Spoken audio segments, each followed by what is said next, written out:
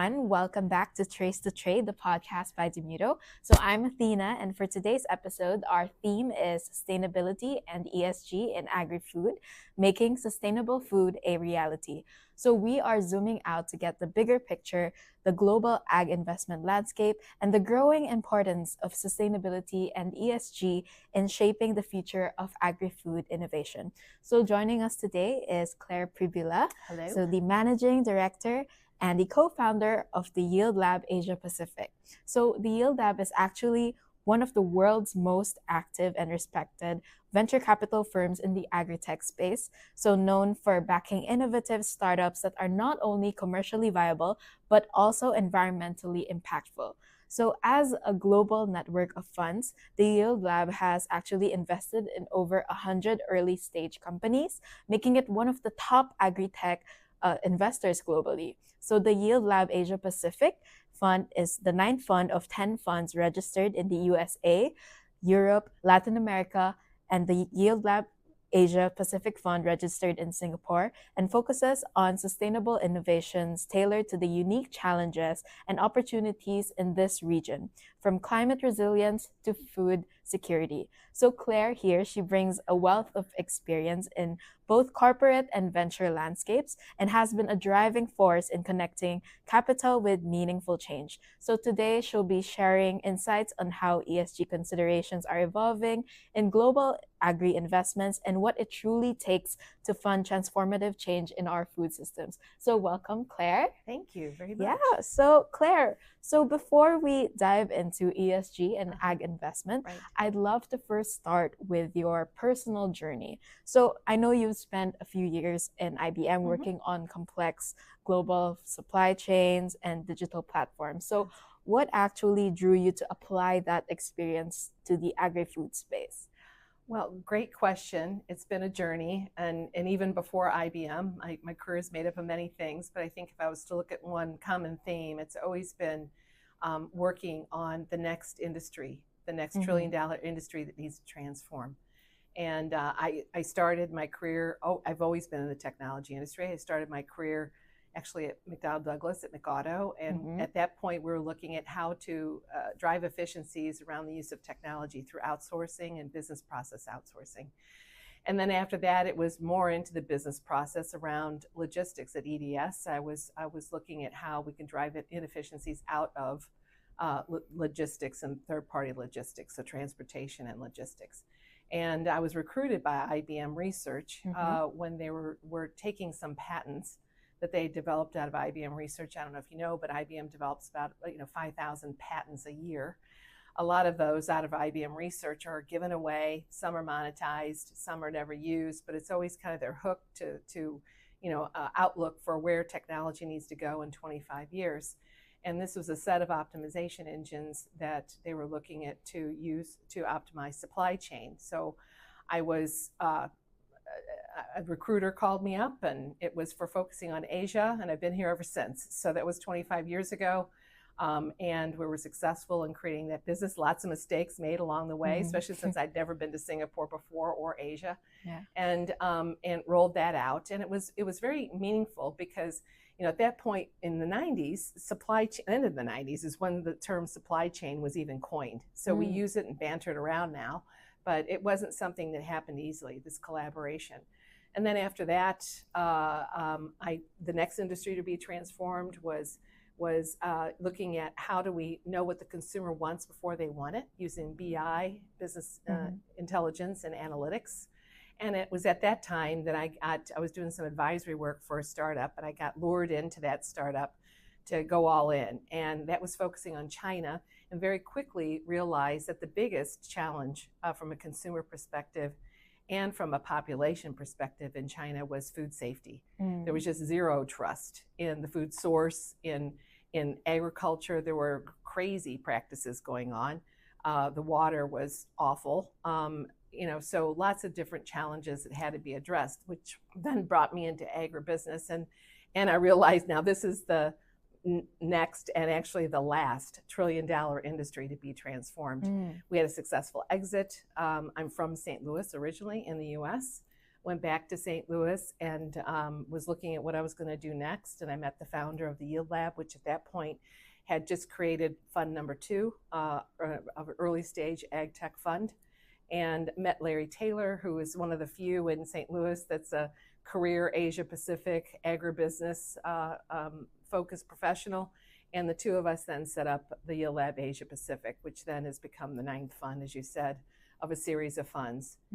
So, you know, that's kind of the journey. And the journey was focused on agriculture now, is because not only is it the last $1 trillion industry to be transformed, but ironically, it's the one thing we do 3 times a day, right?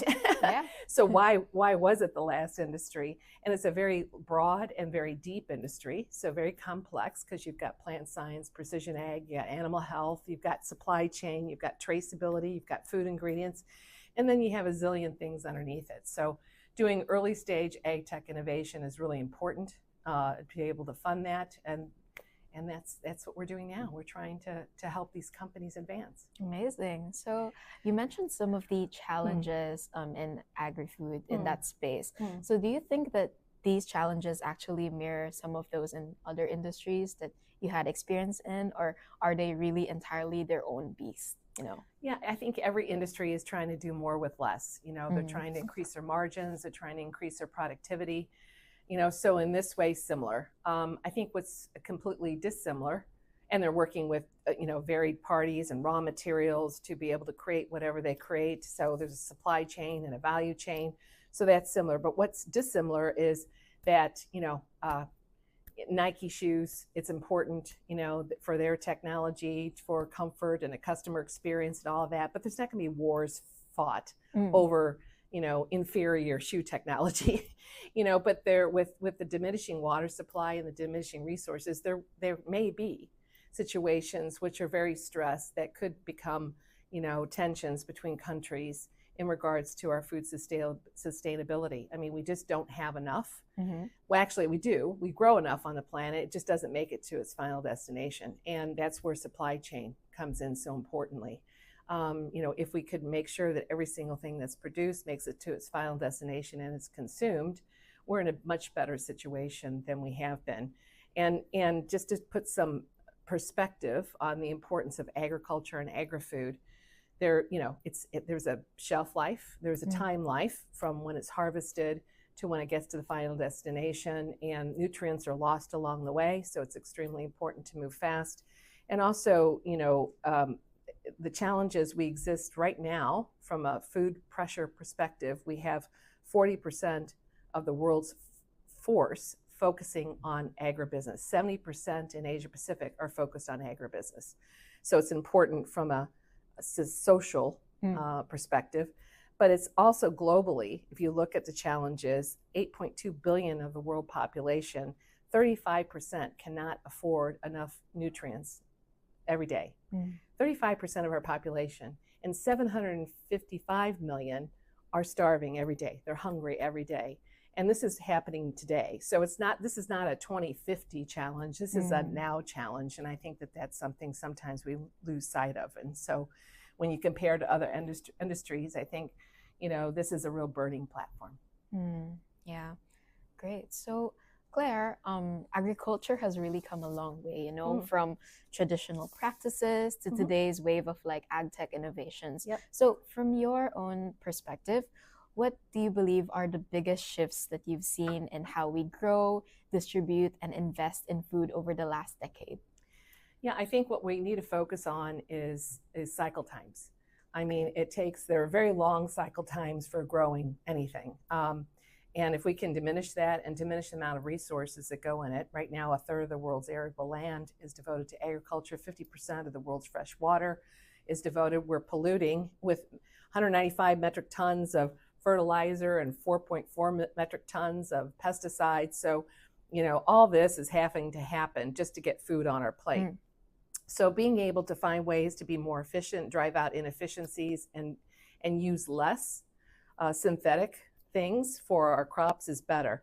To get there, you need to be data-driven and tech-driven. And companies, I'll mention a few, like Facile, which are in our portfolio. And Facile is looking at at how to diminish the use of water, pesticides, and fertilizers by building out by crop algorithms that then tell you when to apply and what to apply. And there's an IoT device that's taking a below ground and above ground information under the canopy to be able to give much more accurate information about that microclimate or canopy under the canopy climate.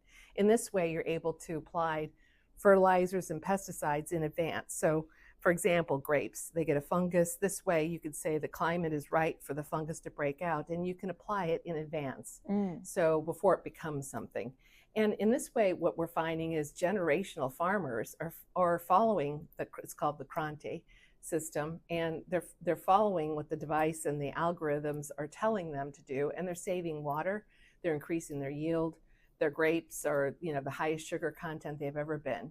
And this is innovation, I think, that allows us to start doing more with less. And then, of course, Demudo is another one, which then, because it is data-driven, it's a command and control center to be able to be nimble, to be able to adjust the food supply if there is a climate crisis or if there is a disease issue. Where can you source now those avocados or those grapes or those beans, And I think that is, or the green peppers, is really important. You can't do any of these things if it's not data-driven with algorithms and machine learning. And then another area of focus for us is AI and robotics. Labor is a challenge. It's become even more a challenge with, you look at the, immigration, which, the American is imposing. It was already a challenge, but even in this region, it's a challenge. Malaysia was short 44,000 foreign workers last year in the palm industry. And because of that, they've lost $1.4 billion last year. Palm is important. You can say whatever you want about, sustainable practices around oil or the healthiness of the oil. We need more oil on our planet. The only other crop that generates a goodly amount of oil is rapeseed, and that's a third as productive. So palm is important. What we've invested in is a company called EarthSense, which is a fully autonomous robotics to be able to capture the data and act on the data and precision apply pesticides and fertilizer. And this way, diminishing the use of fertilizer, increasing the yield, and diminishing the workforce, reapplying from a social governance perspective. These people now labor now is different. It's now can be upskilled into higher paying jobs. Great. So there's other areas I could go on, that we focus on, but I think the bottom line is that, what we're trying to do is to do more with less, and in this way, use technology and innovation areas that are data-driven to be able to solve some of these problems. Great. Okay, Claire, so with so much change that's happening these days, what excites you the most about the potential of agri-food innovation in the Asia-Pacific region specifically? It's not what you expect. So what's really exciting about Asia-Pacific is the need. Need here is acute. And need is, for a few reasons. If you look in comparison to the US, there's just a handful of crops, really. Here, there's over 30. So it's very diverse. The arable land is quite large from India and China. I mean, vast. Each country has pretty much each country has a very strong agricultural focus. So that, and the environments are completely different from a climate perspective. There's tropics, subtropics, there's arid. It's a very diverse region. So it's actually the need that drives innovation, and that's what makes us excited. There's so many challenges here. The need for innovation is endless, and if you add to that not only the terrain differences, the types of crop differences, but also the fact that this is where the majority of the smallholder farmers are. 70% of what we eat here comes from smallholders, 30% globally comes from smallholders, 570 million smallholders exist, and they're very stressed. They live on a knife's edge. In India, in the last decade, 112,000 committed suicide because what happens is they inevitably plant the wrong thing, they take a loan from a loan shark, and everything goes pear-shaped. That land then goes to somebody else that's probably not going to use it for farming. The family goes into the cities, and who knows what happens to them. So it's a system that needs to be fixed. But you're never going to monetize a smallholder. They don't have money. So you have to find a different way to use innovation to help these guys and women. There's a lot of women in smallholder. And it could be that the best way to do this is a combination of innovation that's applied across all farmers with large strategics. Let's say a PepsiCo.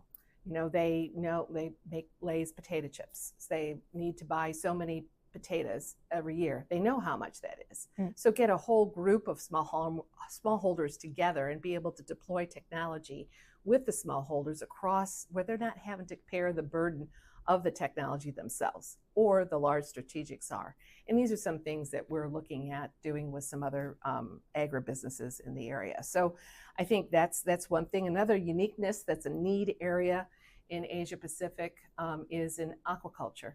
$100 billion in aquaculture in this region. Most of the species you and I eat every day come out of here. If you just look at one species alone, 70% of the world's shrimp comes out of this region. And in India, 25% of their export, 25% of all the global need for shrimp comes from India. So, if things go wrong, if they can't, provide the right kind of technology to help that production, there's a lot of people that would be out of work. So it's this sort of need and this sort of volume that makes Asia Pacific acutely important for agriculture and ag tech innovation. Okay, so while we know that the innovation in agri-food is accelerating, especially with what you mentioned, like AI, data, regulatory frameworks like FSMA 204, we still see that there's quite a large gap when it comes to on-the-ground adoption.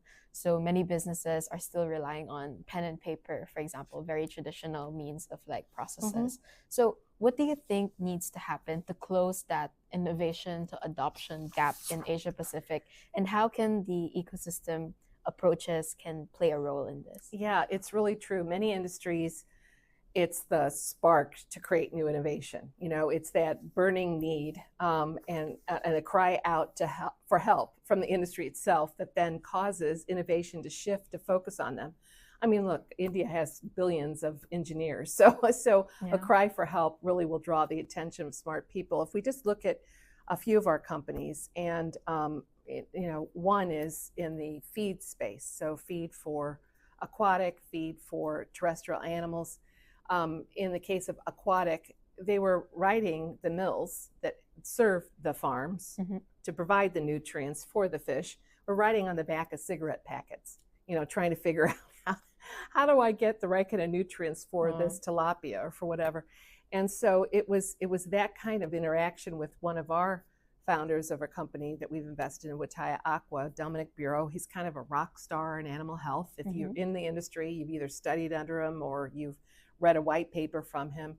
And it was he that was meeting with the mills while they were scratching their heads. And so what he did is he developed a platform that's built around all the nutritional models needed by species of fish and by stage of growth. We don't think about it, but each species, just like us as humans, at each stage of growth require different things. And then the environment in which they're raised changes their nutrient needs. So if they're in a subtropics, or if they're in an arid situation, or if they're in a pond that's lined or unlined, all of this affects. So he's developed a platform with algorithms and machine learning to be able to adjust to serve that need of that back of the envelope writing moment with the mills. And so now they can actually mill exactly what they need. And for the big feed companies, they can see how their feed is performing out in the field. The same thing for supply chain and cold chain. I mean, Gary Lowe, the founder of Demudo, came out of the industry. And so he didn't need somebody to tell him what the problems were. He had been living the problems. And it's by bringing those problems, those real world examples, to creating a solution, that he knows completely is necessary. But to be able to find an affordable way, that's been the barrier. There's been a lot of technology companies that have attempted supply chain solution. Ours being, when I've worked previously, being one of them. And what's always failed is the cost of ownership and the fact that you're not providing something for everybody, not something for all the different constituents, as I call it, of the supply chain. So it needs to be affordable for the producers. And I have a vision of that first vision of truth, that's annotated through an affordable gantry, which is, that Demudo makes, the DACI. And then as it starts to move, to be able to have on a verifiable platform or blockchain, something that is indisputable about the data as it starts to move, and then to be able to get verification at the end that it's arrived in the shape that it needs to have been. So the insurance companies and all the different constituents can settle, so that you can diminish food waste, and so that you also, in addition, have this command control platform to be able to be nimble enough to adjust to those different situations that you can't possibly predict, which is, disease, which is, climate issues that have broken the supply chain. All these things make a difference, so that a country like Singapore, which has, food challenges from a security issue on the very long end of a supply chain, can actually be able to not be so concerned, because food can be sourced if there is a break in the linkage of the supply chain. So very, very much, I think that the spark of innovation by need and necessity is what really drives a lot of what we're doing. Cool. Yeah. So as this transformation unfolds in the industry, sustainability has gone from being a side conversation to a central one. So from your experience, how has ESG actually evolved in the ag investment space? Yeah, I mean, first I'll dispute one thing on being side conversation. It's like core and center to what we do, and it's not because of being, the pithy, impact statement. It's about, if this company we're looking at investing in is not driving out efficiencies, is not having measurable, scalable results that can be tracked, there's no point. And because everything we're doing is about transforming that industry or making it more efficient. So, we feel it's our responsibility to identify those sorts of companies that are going to have high impact, because it's going to take them 6, 7, 8 years to exit from an early stage investment. There's no company in our portfolio of 18 companies, or across all of our hundreds of companies on our different funds, that we can't capture what that impact is. So it's just kind of a way of life for us. I think that whether it's companies that are even in Burma, one of our early investments, Tunyat in Burma, which has been in a civil war only a year after we invested in them, and it's been a very hard landscape for them. Even they are driving impact, because their premise was e-mechanization. But with the war, it's been hard to get parts for e-mechanization, and you can tool and die parts to a point, but then it becomes too expensive. So they've morphed themselves into a marketplace where they're providing these 30,000 farmers with what they need, and also giving them small financing. So at the end of this, when this conflict ends, Tunyat will have made a name for themselves with the farmers, because they never let them down. They were always there. And for the people that have been able to reap the benefits of the produce that's been provided by these farmers, I mean, I think that this is, phenomenal impact from a ESG perspective. Right. So why has ESG aligned agtech become such a compelling case for investors in the Asia Pacific right now? Yeah, I mean, it's really, again, because I go back to need. I might sound repetitive, but these are things that we can't control. Areas like Queensland and Australia, they just can't grow what they used to. And these are real facts in different parts of this region.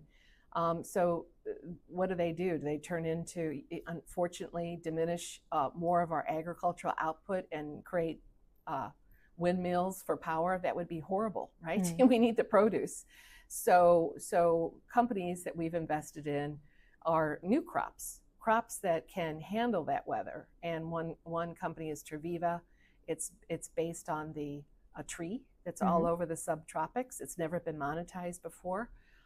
It grows a very bitter bean that could not be eaten. Here in Singapore, it's called the Mempari tree. In the rest of the region, it's called the Pangamia tree. And it doesn't require much water. It handles periodic flooding. It's just right for the way the weather has turned. And it's productive for 50 years. It's reforestation. It hits on all the buttons. And it's safe to harvest. And so now you're creating a high protein oil for human consumption and high protein flour for human consumption that's going to be important for feeding the world and for keeping places like Queensland productive from a farming perspective. Mm-hmm. So let's zoom out a bit. So, with growing pressure from climate regulations, global sustainability goals, and policy shifts across the region, how are these macro trends right now influencing what VCs like the Yield Lab look for in agri-food innovations? Yeah, again, it's about, driving out inefficiencies and doing more with less. That's what we do all day, every day. All day, we're looking at companies all day, every day on how to do that. As you look at the, climate pressures and ESG goals, there's kind of an intersection happening. Climate is so much affecting ESG.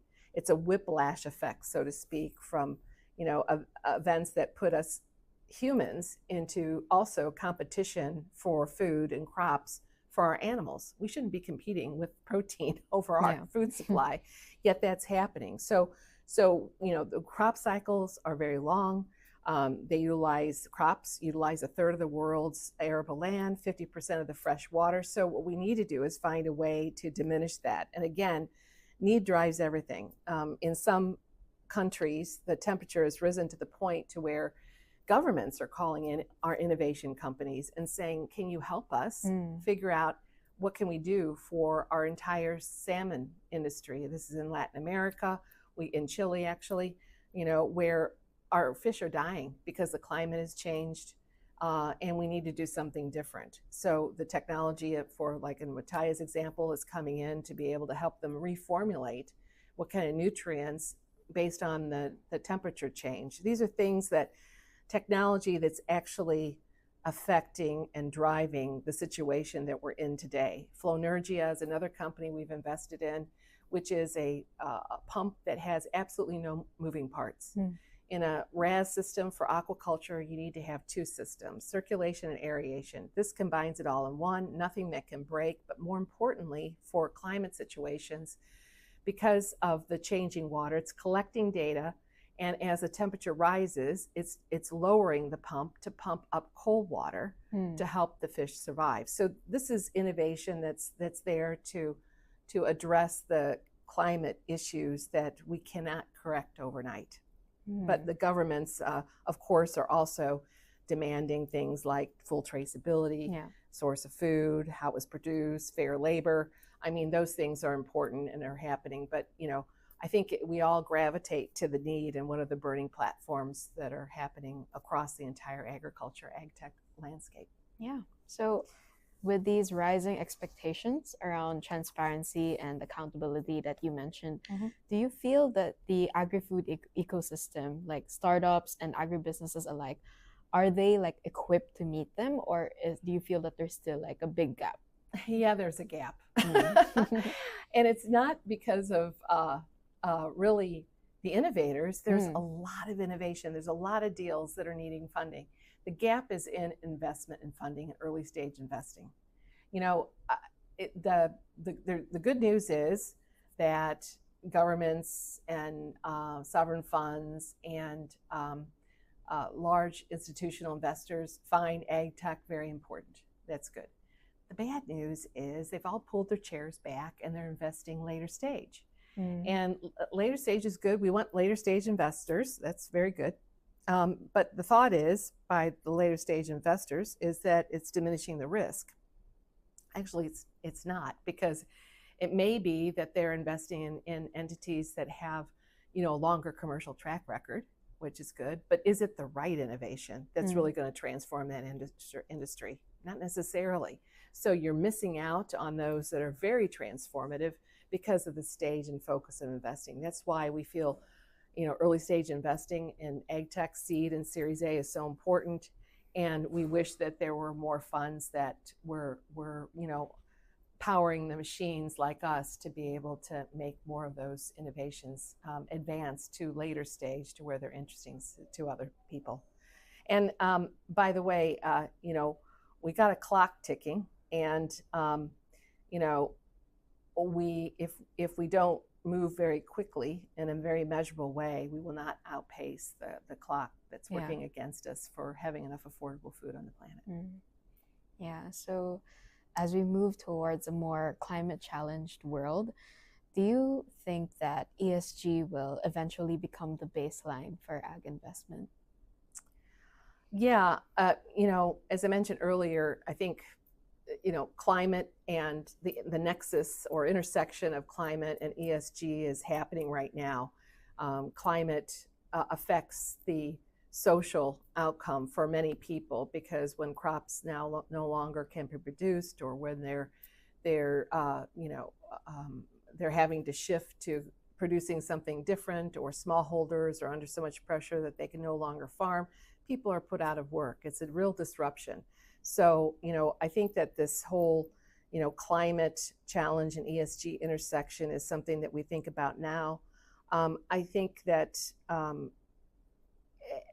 early stage investing has a real responsibility to capture, our portfolios and the kind of impact they're driving. And this is something that needs to happen more, so that we can roll this up so it's seen at more of a macro level across not just, one company at a time, but how is this consortium of companies really able to move the needle around the different areas of impact. So yeah, I think that it will be a baseline for ag investment. It already is now today. And data, and frankly, it's the data-driven companies like Demudo that can measure how right now they're diminishing food waste, can measure right now how carbon is being impacted and being diminished, measure it, and then how it can be diminished, ensuring right now that all the food on this planet can be consumed, is ensuring right now that there is enough food on this planet,